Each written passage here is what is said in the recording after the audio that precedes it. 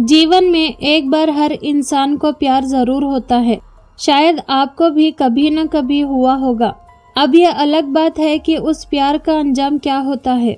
कुछ लोगों का प्यार अपनी मंजिल तक पहुंचता है, शादी के पवित्र बंधन में बंधकर वो पूरी जिंदगी एक साथ बिताते हैं। लेकिन कई बार प्यार किसी न किसी वजह से अधूरा रह जाता है, अपनी मंजिल तक नहीं पहुंच पाता। ऐसे पागल प्रेमियों से ये दुनिया भरी पड़ी है, जिन्होंने सच्चे प्यार के लिए बड़े बड़े त्याग किए, बलिदान दिए। वो उस इंसान के लिए कुछ भी कर गुजरने को तैयार होते हैं जिसे वो सच्चा प्यार करते हैं। उनके लिए रुपया पैसा मायने नहीं रखता, जान देने से भी पीछे नहीं हटते। लेकिन दोस्तों, जब उस प्यार की सच्चाई सामने आती है तो इंसान की आत्मा तक तड़प जाती है। ऐसी ही एक दिल दहला देने वाली कहानी मैं आज आपके लिए लेकर आई हूँ। इसे सुनने के बाद आप भी सोचने पर मजबूर हो जाएंगे कि क्या सच में प्यार इतना अंधा हो सकता है। दोस्तों, आप देख रहे हैं हिंदी क्राइम की कहानी और आज की कहानी आपको चौंका देगी। अगर अभी तक चैनल सब्सक्राइब नहीं किया है तो जल्द से कर लें और बेल आइकन दबा दें ताकि हर नया राज सबसे पहले आप तक पहुंचे। वीडियो को लाइक करें, कमेंट में बताएं आप कहां से देख रहे हैं और अंत तक बने रहें क्योंकि ये कहानी आपके होश उड़ा देगी। तो चलिए अब आपको लिए चलते हैं कहानी पर। विनय प्रताप सिंह, उम्र 60 साल, जो एक क्लास 1 ऑफिसर थे, हिमाचल प्रदेश के मंडी के रहने वाले थे। लेकिन उनकी नौकरी उत्तर प्रदेश में थी। बस कुछ ही दिनों में उनकी रिटायरमेंट होने वाली थी। उनका परिवार बस 2 ही लोग थे। उनकी पत्नी का देहांत 10 से 15 साल पहले हो चुका था और उनका बेटा जो अपनी पत्नी के साथ मुंबई में सेटल हो चुका था। दोनों ही आईटी कंपनी में काम करते थे। विनय जी लखनऊ में रहते थे जबकि उनका बेटा और बहू मुंबई में। समय बीता है और रिटायरमेंट का दिन आ जाता है। रिटायर होने के बाद विनय प्रताप सिंह अपने गांव में मंडी हिमाचल प्रदेश वापस चले जाते हैं। कुछ दिनों बाद बेटा और बहू उनसे मिलने आते हैं और उन्हें अपने साथ मुंबई चलने के लिए कहते हैं। बेटा कहता है, पापा अब आप रिटायर हो चुके हैं, यहाँ अकेले क्या करेंगे, चलिए हमारे साथ मुंबई में रहिए। लेकिन विनय जी कहते हैं, नहीं बेटा, यहाँ मेरा घर है, मेरे लोग हैं, मेरे सारे रिश्तेदार और पूरे दोस्त यही हैं। अब मैं अपनी आगे की जिंदगी यही बिताना चाहता हूँ। तुम चिंता मत करो, मैं अपना ख्याल रख लूंगा। लाख मनाने के बाद भी वो नहीं मानते और बेटा बहू वापस मुंबई लौट जाते हैं। विनय प्रताप सिंह अकेले ही अपने गांव में रहने लगते हैं। विनय प्रताप सिंह ने अपने रिटायरमेंट के बाद अपना रूटीन बना लिया था। सुबह उठना, मॉर्निंग वॉक पर जाना, पार्क और गार्डन में टहलना। वहाँ उन्हें कुछ पुराने लोग मिल जाते थे जिनसे बातें कर लिया करते थे। इसके बाद वो घर वापस आकर अपना नाश्ता करते। पहले तो उन्होंने खुद ही सब काम किया, लेकिन फिर एक मेड रख ली जो उनके लिए खाना बना देती थी। दिन ऐसे ही बिताने लगे, टीवी देखना, मोबाइल चलाना और बस यूं ही समय गुजारना। लेकिन दोस्तों, अकेलापन एक ऐसी चीज है जो इंसान पर भारी पड़ ही जाती है, चाहे वो खुद को कितना भी व्यस्त रखने की कोशिश कर ले। विनय प्रताप सिंह भी इस अकेलेपन से जूझने लगे। सुबह पार्क में मिलने वाले दोस्त दिन भर साथ नहीं रह सकते थे और दिन भर घर में अकेले टीवी देखने का भी एक समय बाद मन उबने लगता है। वही विनय जी के साथ भी हो रहा था। हालांकि उनकी जिज्ञासा अभी भी जिंदा थी। वो अब वो सब कुछ करना चाहते थे जो उन्होंने अब तक नहीं किया था। जब तक नौकरी में थे, पत्नी के निधन के बाद भी उन्हें इतना समय नहीं मिला कि अकेलेपन महसूस कर सके। लेकिन अब खालीपन उन्हें धीरे धीरे घेरने लगा था। अपने इस अकेलेपन से बचने के लिए उन्होंने एक लेटेस्ट मॉडल का स्मार्टफोन खरीदा। इसके बाद उन्होंने सोशल मीडिया पर अपनी उपस्थिति बनानी शुरू की। उन्होंने फेसबुक अकाउंट बनाया जहां उनके रिश्तेदार और दोस्त उन्हें फ्रेंड रिक्वेस्ट भेजने लगे। धीरे धीरे वो अनजान लोगों की फ्रेंड रिक्वेस्ट भी एक्सेप्ट करने लगे। इसी दौरान उन्हें एक लड़की की फ्रेंड रिक्वेस्ट आई। जब उन्होंने उसकी प्रोफाइल देखी तो पाया कि वो लड़की इंडियन है, लेकिन इस समय कनाडा में रह रही थी।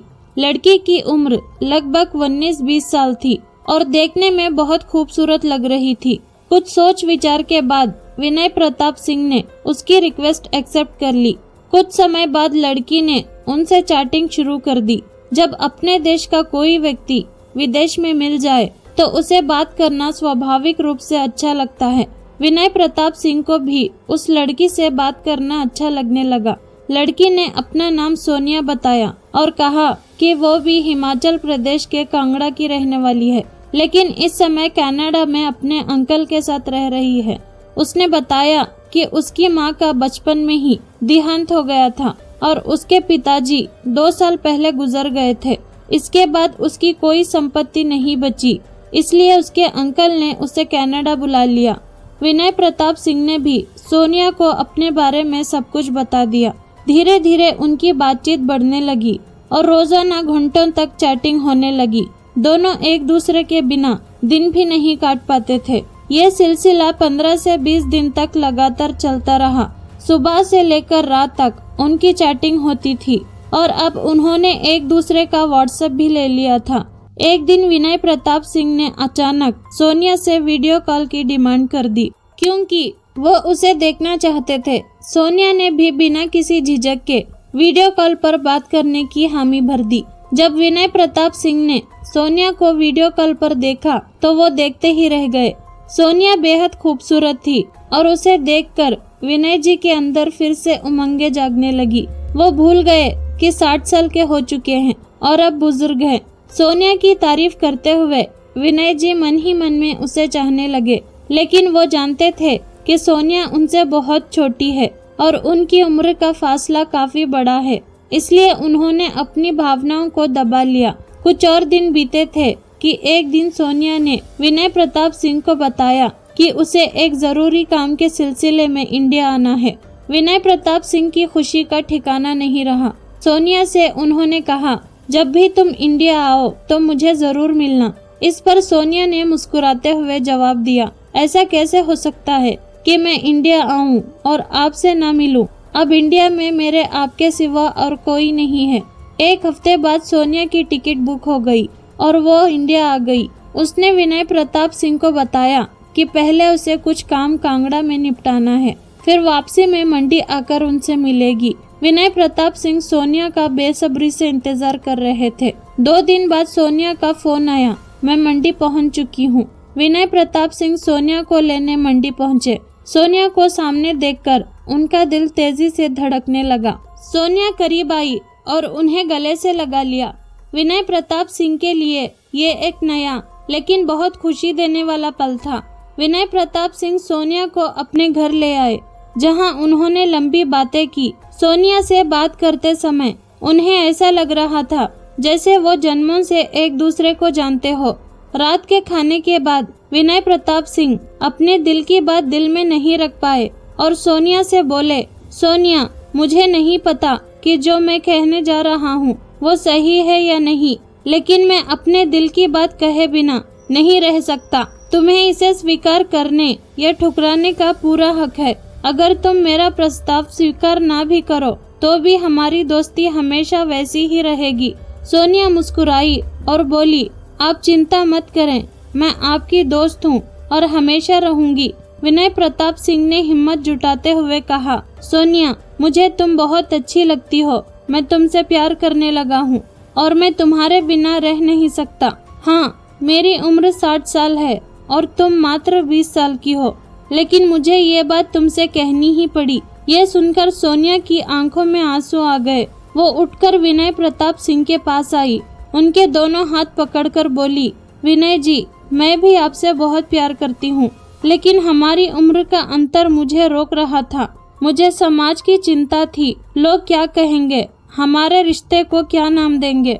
विनय प्रताप सिंह ने जवाब दिया, सोनिया, अगर तुम्हें इस रिश्ते से कोई समस्या नहीं है तो मैं तुम्हारे लिए, हमारे प्यार के लिए पूरी दुनिया से लड़ने को तैयार हूँ। सोनिया ने मुस्कुराते हुए कहा, मुझे कोई समस्या नहीं है, मुझे आपके साथ रहना है। समाज की परवाह मुझे नहीं है।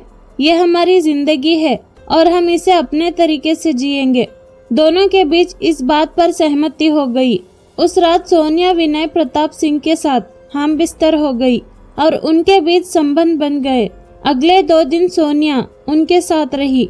वो दोनों वही सब कुछ करते रहे जो पति पत्नी के बीच होता है।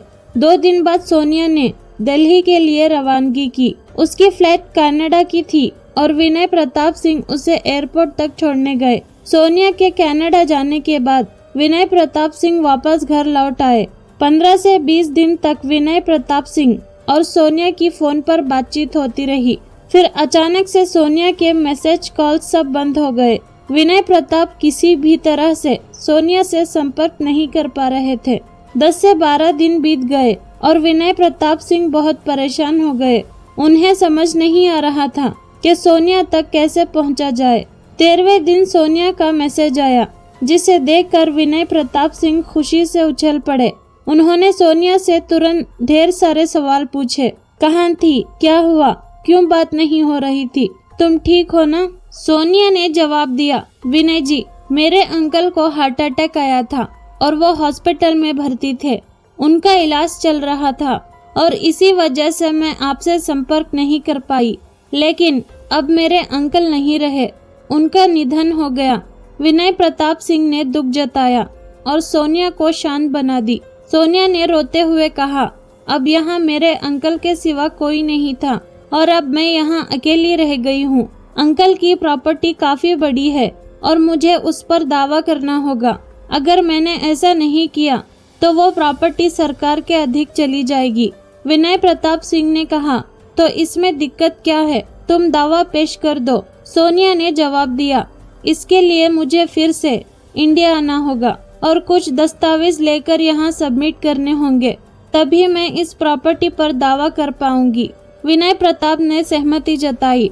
तुम आ जाओ, मैं तुम्हारे साथ रहूंगा और हर तरह से मदद करूंगा। जो भी दस्तावेज चाहिए होंगे मैं तुम्हारे साथ जाकर लाऊंगा। अगले हफ्ते सोनिया के आने का दिन तय हो गया। विनय प्रताप सिंह दिल्ली एयरपोर्ट पर उसे लेने पहुंचे। फ्लाइट आने के बाद आधे घंटे, फिर 1 घंटा बीत गया, लेकिन सोनिया बाहर नहीं आई। परेशान होकर विनय प्रताप सिंह एयरपोर्ट से बाहर निकले और पास के एक होटल में ठहर गए। कुछ समय बाद उनके फोन पर एक अनवन नंबर से कॉल आई। विनय प्रताप ने कॉल रिसीव किया और दूसरी ओर से सोनिया की आवाज आई। सोनिया ने कहा, विनय जी, मैं एयरपोर्ट पर तो आ गई थी, लेकिन कस्टम वालों ने मुझे रोक लिया। मैं अपने साथ काफी सारा गोल्ड लेकर आई थी, अपने अंकल का और मेरा सारा गोल्ड, क्योंकि घर पर कोई नहीं था। मुझे डर था कि चोरी हो सकता है, इसलिए सारा गोल्ड साथ ले आई। लेकिन मुझे ये जानकारी नहीं थी कि हम कितनी मात्रा में गोल्ड ला सकते हैं। अब कस्टम वाला ने मुझे रोक लिया है। विनय प्रताप सिंह ने उसे दिलासा देते हुए कहा, तुम घबराओ मत, मैं सब संभाल लूंगा। किसी अधिकारी से मेरी बात कराओ। सोनिया ने कस्टम अधिकारी से उनकी बात कराई। अधिकारी ने कहा, उन्होंने लिमिट से ज्यादा गोल्ड लाया है और हम इसे रिलीज नहीं कर सकते। विनय प्रताप ने पूछा, फाइन कितना लगेगा? हम फाइन भरने के लिए तैयार हैं, आप इन्हें और इनका गोल्ड रिलीज कर दीजिए। अधिकारी ने कहा, आप 10 मिनट बाद फोन कीजिए, मैं आपको जानकारी देता हूँ। 10 मिनट बाद जब विनय प्रताप की बात हुई तो अधिकारी ने कहा, इन पर 50 लाख रुपए का फाइन और 65 लाख रुपए की ड्यूटी बनती है।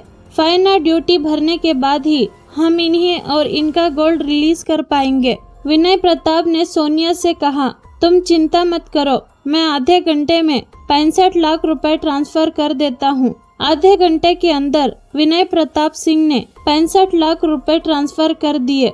कुछ दिन बाद विनय प्रताप सिंह को सोनिया का एक और फोन कॉल आता है। सोनिया कहती है, सर, कस्टम से तो मैं रिहा हो गई, लेकिन आपने जो 65 लाख रुपए भेजे थे उन पर यहाँ के अधिकारियों को शक हो रहा है। उन्होंने इन्फोर्समेंट डायरेक्टरेट ईडी को बुला लिया है और अब मुझ पर मनी लॉन्ड्रिंग का केस लगाया जा रहा है।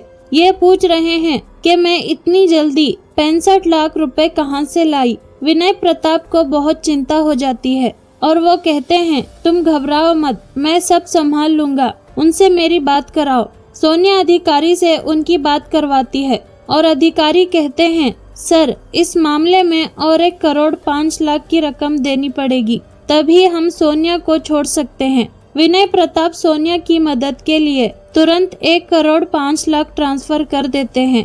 रकम ट्रांसफर होने के बाद सोनिया को रिहा कर दिया जाता है और वो एयरपोर्ट से बाहर आकर विनय प्रताप से मिलती है। वो दौड़कर विनय प्रताप के गले लग जाती है और जोर जोर से रोने लगती है।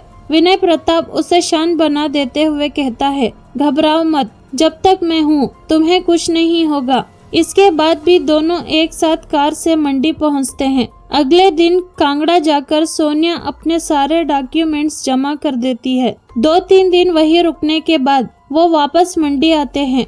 फिर सोनिया कनाडा वापस चली जाती है और दोनों की फोन पर बातचीत चलती रहती है। लेकिन एक हफ्ते बाद सोनिया का एक और फोन आता है। वो बहुत रो रही होती है। विनय प्रताप पूछते हैं, क्या हुआ सोनिया, तुम क्यों रो रही हो? सोनिया बताती है कि उसने सारे डॉक्यूमेंट सबमिट कर दिए हैं, लेकिन वहाँ की सरकार ने अंकल की प्रॉपर्टी की वैल्यू 15 करोड़ की है और अब उसे 75 लाख स्टैम्प ड्यूटी भरने के लिए कह रहे हैं। अगर वो ये रकम नहीं भर पाई तो प्रॉपर्टी उसके हाथ से चली जाएगी। विनय प्रताप चिंता में पड़ जाते हैं, लेकिन सोनिया को हिम्मत देते हुए कहते हैं, तुम चिंता मत करो, कल तक मैं पैसे का इंतजाम कर दूंगा। सोनिया भावुक होकर कहती है, आप मेरे जीवन में भगवान बनकर आए हैं, अगर आप नहीं होते तो मैं बर्बाद हो जाती। विनय प्रताप मुस्कुराते हुए कहते हैं, हमारा मिलना किस्मत का खेल है, तुम्हें मेरी जिंदगी का साथी बनाया और मुझे तुम्हारी मदद के लिए भेजा गया। अगले दिन विनय प्रताप अपनी सारी एफडी गोल्ड और प्रॉपर्टी बेचकर मुश्किल से 65 लाख का इंतजाम कर पाते हैं। फिर भी 10 लाख की कमी रह जाती है तो वो अपने बेटे से पैसे मांगते हैं।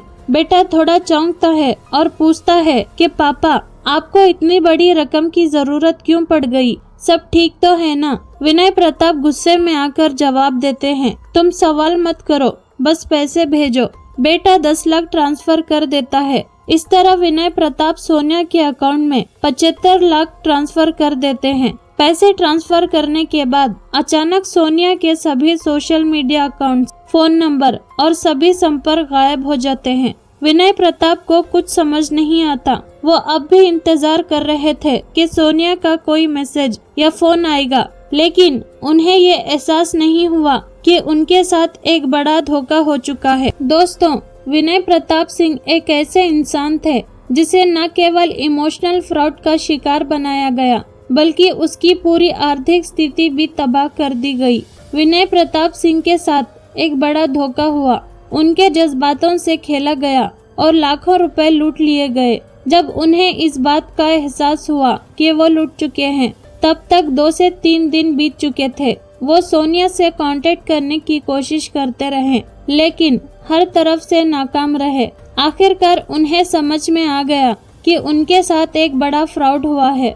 लेकिन आपको ये जानकर हैरानी होगी कि विनय प्रताप सिंह को रुपए खोने का गम नहीं था। सबसे ज्यादा गम उन्हें इस बात का था जिसे उन्होंने अपना दिल दिया था, उसने उनके साथ इतना बड़ा धोखा किया।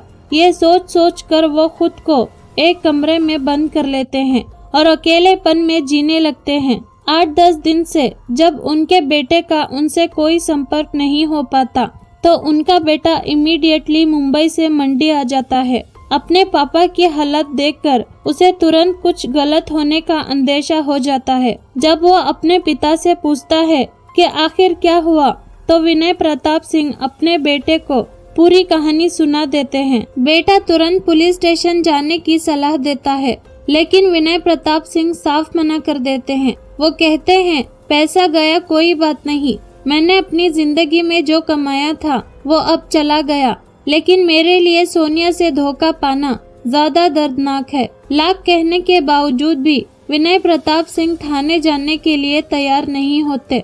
अंत में उनका बेटा खुद थाने जाता है और पुलिस में शिकायत दर्ज करवाने की कोशिश करता है। पुलिस एसएचओ मामले की गंभीरता को समझते हैं और खुद विनय प्रताप सिंह से मिलने उनके घर पहुंचते हैं। काफी देर तक दरवाजा खटखटाने के बाद जब दरवाजा नहीं खुलता, तो पुलिस को दरवाजा तोड़ना पड़ता है। जब वो अंदर जाते हैं तो देखते हैं कि विनय प्रताप सिंह ने फांसी लगा ली है। वो अपनी जीवन लीला समाप्त कर चुके थे। कमरे में एक सुसाइड नोट मिलता है जिसमें लिखा था, मेरी मौत का जिम्मेदार मैं खुद हूँ। अगर मेरा बेटा एफआईआर करता है और सोनिया पकड़ी भी जाती है तो मेरी प्रशासन से गुजारिश है कि उस पर कोई कार्रवाई ना की जाए, क्योंकि मैं उससे बहुत प्यार करता था और अब भी करता हूँ। सुसाइड नोट पढ़कर सबकी आंखों में आंसू आ जाते हैं। विनय प्रताप सिंह के बेटे के साथ साथ वहाँ मौजूद हर कोई ये सोचने पर मजबूर हो जाता है कि कैसे एक इंसान अपनी पूरी जिंदगी की कमाई और जज्बात किसी के लिए यूं ही निजावर कर सकता है। दोस्तों, ये कहानी हमें एक बहुत बड़ा सबक देती है। आजकल के समय में प्यार को भी एक व्यापार बना लिया गया है। प्यार एक पवित्र भावना है, लेकिन कुछ लोग इसका गलत इस्तेमाल कर रहे हैं। इस कहानी ने मुझे बहुत दुखी किया। आपका इस बारे में क्या कहना है? कमेंट करके जरूर बताइएगा। अगर आपको ये कहानी पसंद आई हो तो चैनल को सब्सक्राइब करना ना भूलें। धन्यवाद।